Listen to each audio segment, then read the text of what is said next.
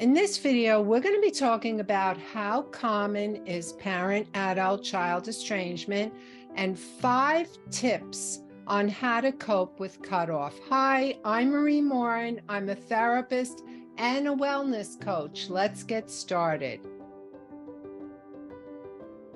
So we know that research tells us that about 27% of the United States population is estranged from one or more family members, with parents being estranged from their adult children as being the most common type of estrangement, with adult children doing the cutting off. One of the most profound factors in estrangement is the cultural shift in family values. So what was once thought of as normal for an adult child and for a family to undergo is no longer accepted.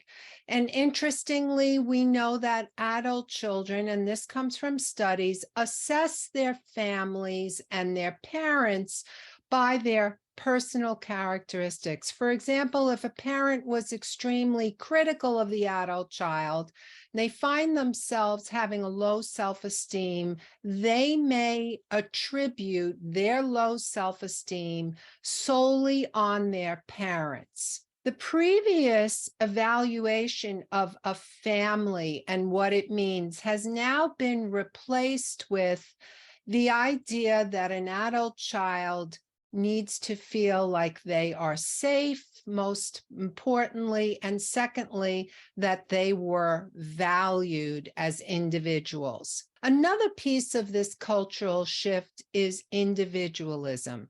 And what this really means is that adult children recognize that they are not just a part of a family, but more importantly, individuals that have autonomy, and that in their autonomy, they desire respect and being thought of as individuals. So for families that are quite intertwined or enmeshed and there's a lot of closeness, this could be overwhelming for certain adult children. Remember, everyone is different. Some kids are more sensitive. Some adult children like being around their family members, and others not so much. They want a little bit more independence.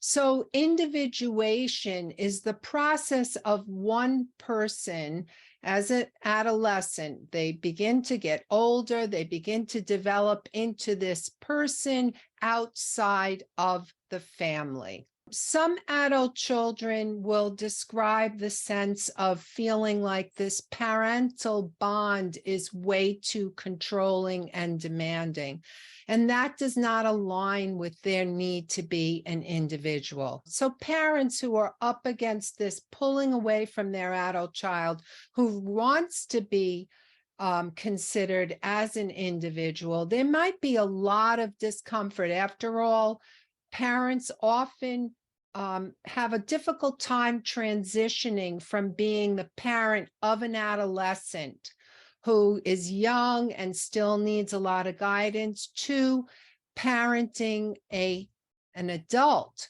which is a totally different thing. Parenting an adult means that their requests, their desires, their autonomy is respected. When these desires for autonomy are not respected, this can participate and contribute to an adult child pulling away from the relationship.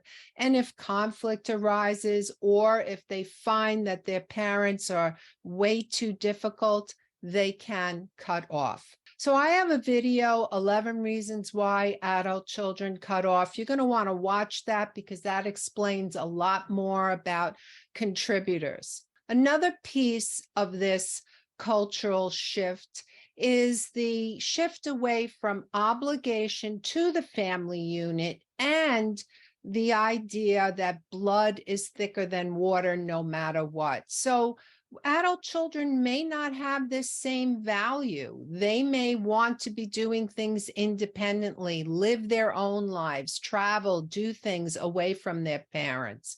or they may feel that the parental bond is just too demanding, as we mentioned in the last portion. So the idea that blood is thicker than water, and even using that as a form of manipulation on an adult child, can really set the stage to further alienate the communication with a parent and their adult child. So Kylie Agalias, in her book, Family Estrangement, A Matter of Perspective, does this intense studying of a lot of adult children and what they think. And what she found was that adult children have an evaluation scale, and the way that they see their parents is based on whether they felt that they were valued and that their parents had their back and their welfare in mind. If an adult child assesses that when they were a kid, an adolescent, a young adult, and an adult, that their parent really didn't have their welfare in mind, it sets the stage again for the adult child to say, you know what, this relationship wasn't really good for me. And in those cases, they may in fact cut off. Many parents are concerned, will my adult child want to be in relationship with me? And how do I cope with this cutoff? This is just way more than I could ever imagine I would be in at this time of my life. And they're hoping to reconcile. And one of the things I tell the people that I work with is that it's really important to recognize that if your adult child has cut ties, they really do need space. They need to know that you're going to respect that they have the right to take time for themselves to do whatever it is they need to do until they are comfortable to coming back into the relationship. As I've said many times, it's not always because of something the parent does. Sometimes it's an event that the adult child is going through and they need to work on it. However, let's look at what are some of the things that you can do to cope with being cut off. So reconciliation is often possible when parents are willing to work on themselves and adult children are willing to go back into the relationship to some degree.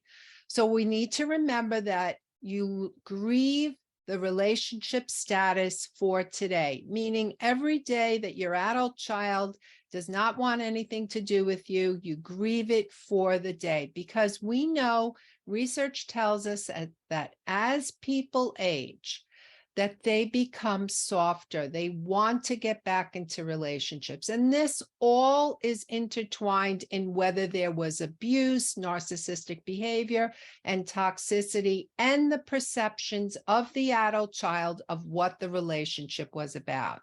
And often what adult children are looking for is that their parents have changed. And you might ask, well, how will they know that I changed if they don't see me?